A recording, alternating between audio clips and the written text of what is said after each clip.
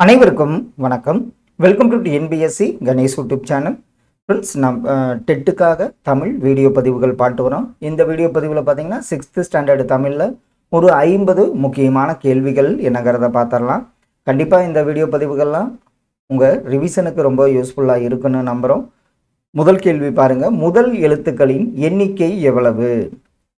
இப்போது நம்ம என்ன சொல்லுவோம்? உயிரெழுத்து 12, மெய்யெழுத்து 18.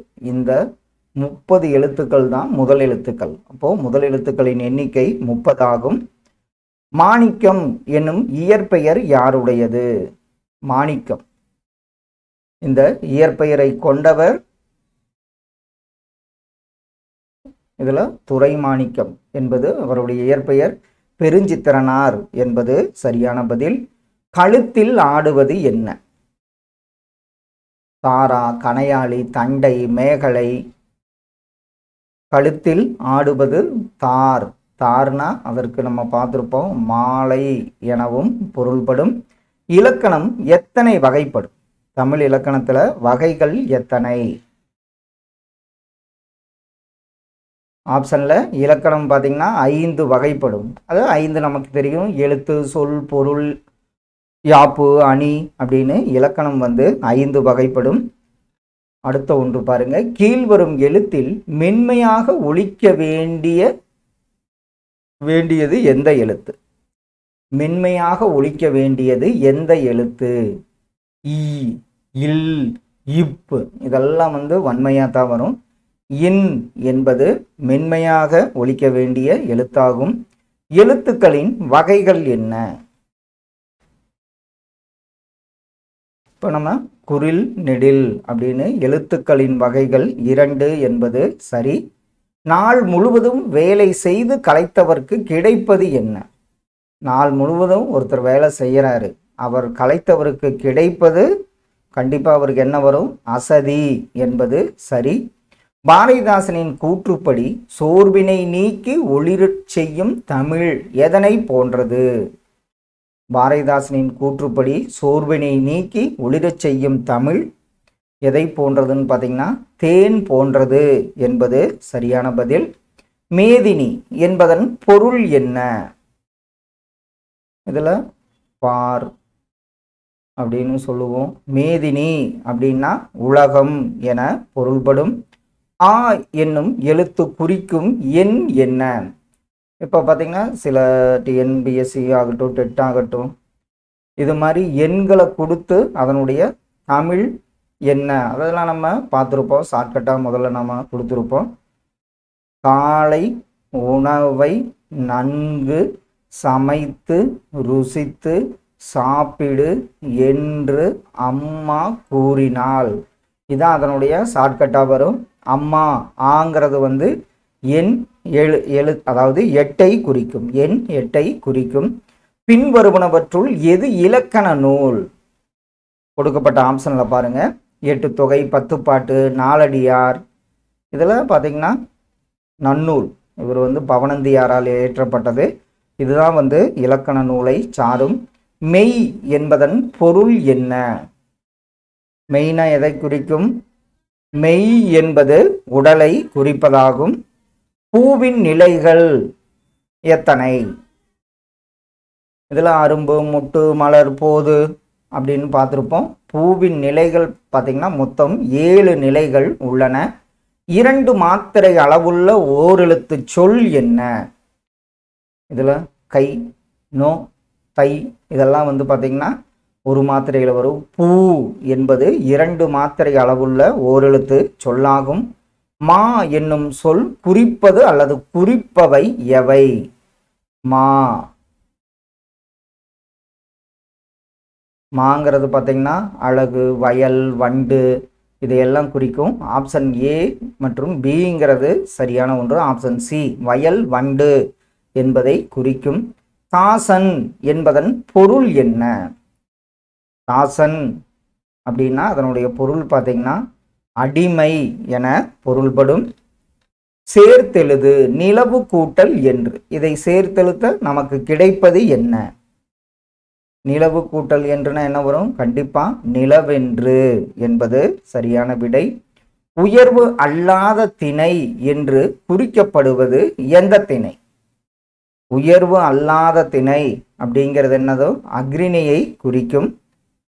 தமிழன் கண்டாய் என்ற வாக்கியம் இடம்பெற்றும் நூல் எந்த நூல்? தமிழன் கண்டாய் என்ற வாக்கியம் இடம்பெறும் நூல் புக்கில் பார்த்தீங்கன்னா அப்பர் தேவாரம்னு கொடுத்துருப்பாங்க. தேவாரம் என்பது சரியான ஒன்று. ஆப் இணையான தமிழ் சொல்லாக்கம் என்ன? ஆப்புங்கிறது என்ன குறிக்கும்? செயலி என்பது சரியான விடை.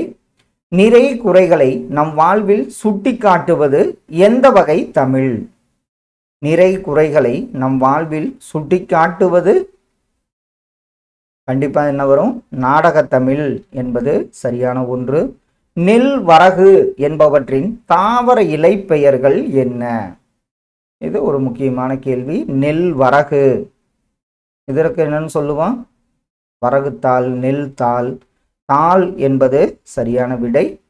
வேளாண்மை என்ற சொல் இடம்பெறும் நூல் எந்த நூல்? ஆப்ஷனில் பார்த்தீங்கன்னா வேளாண்மை என்ற சொல் இடம்பெறும் நூல் கலித்தொகை என்பது சரியான ஒன்று. கபிலர் என்னும் பெயரின் மாத்திரை அளவு என்ன? காவுக்கு என்ன வரும்? பி, லா, இர். இதற்கு ஒன்று ஒன்று ஒன்று, இதற்கு ஒரு அரை மாத்திரை. இப்போ 3 மாத்திரை அளவில் ஒலிக்கும் கபிலன் என்ற சொல்லாகும். எண்ணத்தை வெளிப்படுத்த உதவுவது என்ன வகை தமிழ்? எண்ணத்தை வெளிப்படுத்துவது கண்டிப்பாக என்ன வரும்? இயற்றமிழ் என்பது சரியான ஒன்று. பாகற்காய் பிரித்து எழுதுக. இது அடிக்கடி கேட்கப்பட்ட ஒரு கேள்வி. அதாவது இனிப்பு இல்லாத காய். அப்போ பாகு கூட்டல் அல் கூட்டல் காய் என்பது சரியான விடை. கதிரவனின் மற்றொரு பெயர் என்ன? இதில் ஆப்ஷனில் பார்த்தீங்கன்னா கதிரவனின் மற்றொரு பெயர் ஞாயிறு என்பது சரி. பாரதி என்னும் பட்டத்தினை அளித்தவர் யார்? பாரதியாருக்கு பாரதி என்ற பட்டத்தை அளித்தவர் ஆப்ஷன்ல பார்த்தீங்கன்னா எட்டயபுர அரசன் என்பது சரியான ஒன்று. பொற்கோட்டு இதை பிரித்தெழுத நமக்கு கிடைப்பது என்ன? பொற்கோட்டுக்கு என்ன வரும்? ஆப்ஷன்ல பாருங்க, பொன் கூட்டல் கோட்டு என்பது சரியான ஒன்று. கொங்கு கூட்டல் அலர் இதை சேர்த்தெழுத நமக்கு கிடைப்பது என்ன? கொங்கு கூட்டல் அலர். இதை சேர்த்தெழுத நமக்கு என்னன்னு கிடைக்கும்? கொங்கலர் என்பது சரியான பதில். கிணறு என்பதை குறிக்கும் சொல் என்ன சொல்? கிணறு ஆப்ஷன்ல பார்த்தீங்கன்னா கேணி என்பது கிணறை குறிக்கும் சொல்லாகும். சித்தம் என்பதன் பொருள் என்ன? சித்தம்னா என்னன்னு வரும்? உள்ளம் என்பது சரியான விடை. ஆர்னித்தாலஜி எதை பற்றிய படிப்பாகும்? ஆர்னித்தாலஜி நம்ம பார்த்துருப்போம். பறவைகள் பற்றிய படிப்பின் பெயர் தான் ஆர்னித்தாலஜி என்பதாகும். வெண்குடை இதை பிரித்தெழுத நமக்கு கிடைப்பது என்ன? வெண்குடையை பிரிச்சா என்னவாகும்? வெண்மை கூட்டல் குடை என்பது ஆப்ஷன் பி சரியான விடை. 400 கிலோமீட்டர் வரை பறக்கும் பறவை அல்லது பறவைகள் யாவை? ஆப்ஷன்ல பாருங்க, 400 கிலோமீட்டர் வரை பறக்கும் பறவை அல்லது பறவைகள். இதில் கப்பல் கூளைக்கடா, கப்பல் பறவை, கடற்கொள்ளை பறவை இவை அனைத்துமே 400 கிலோமீட்டர் வரை பறக்கும் பறவைகளாகும். நன்மாடங்கள் இதை பிரித்தெழுத நமக்கு கிடைப்பது என்ன? இதுக்கு என்ன வரும்? நன்மை கூட்டல் மாடங்கள் என்பது சரியான ஒன்று. நிலா கூட்டல் ஒளி இதை சேர்த்தெழுத நமக்கு கிடைப்பது என்ன? நிலா கூட்டல் ஒளி. நம்ம என்னன்னு சொல்லுவோம்? இதற்கு நிலா கூட்டல் ஒளினா நிலவொளி என்பது தான். இது நிலா ஒளியில் நிலவொளி என்பது சரியான விடை. உலக சிட்டுக்குருவிகள் நாள் எந்த நாள்? அதாவது உலக சிட்டுக்குருவிகள் தினம் என்று எந்த நாளில் அனுசரிக்கப்படுகிறது? உலக சிட்டுக்குருவிகள் நாள் மார்ச் 20 அனுசரிக்கப்படுகிறது. சிட்டுக்குருவியின் வாழ்நாள் காலம் எவ்வளவு? சிட்டுக்குருவியின் வாழ்நாள் காலம் ஆப்ஷன்ல பார்த்தீங்கன்னா 10 முதல் 13 ஆண்டுகள் சிட்டுக்குருவியின் வாழ்நாள் காலமாகும். காக்கை குருவி எங்கள் சாதி என்று பாடியவர் யார்? காக்கை குருவி எங்கள் சாதி என்று பாடியவர் பாரதியார் அவர்கள். உலகிலேயே நெடுந்தொலைவு பறக்கும் பறவை இனம் எது? உலகிலேயே நெடுந்தொலைவு பறக்கும் பறவை இனம் ஆப்ஷன்லாம் பார்த்தீங்கன்னா ஆர்டிக் ஆலா என்ற பறவையாகும். சிட்டுக்குருவியின் வீழ்ச்சி என்னும் நூலை எழுதியவர் யார்?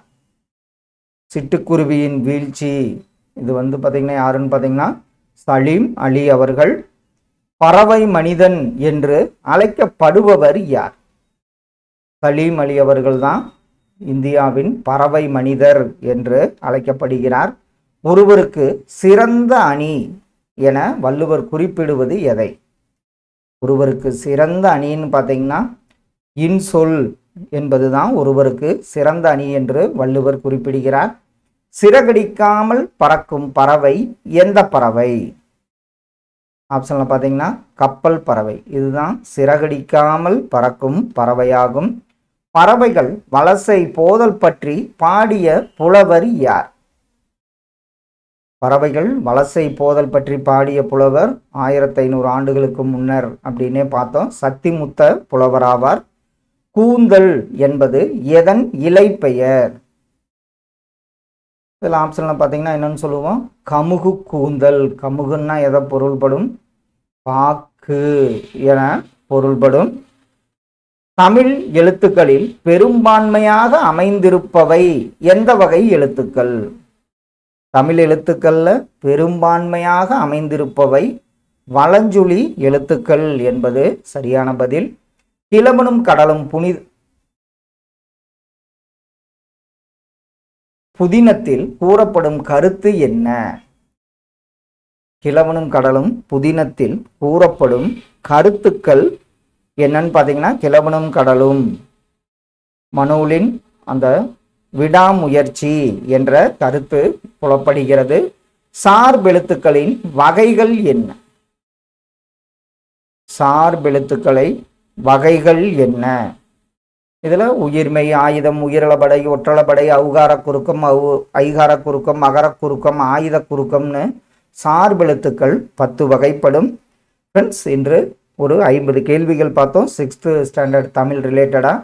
கண்டிப்பாக இந்த வீடியோ பதிவுகள்லாம் உங்கள் ரிவிஷனுக்கு ரொம்ப யூஸ்ஃபுல்லாக இருக்குன்னு நம்புகிறோம். Thank you all.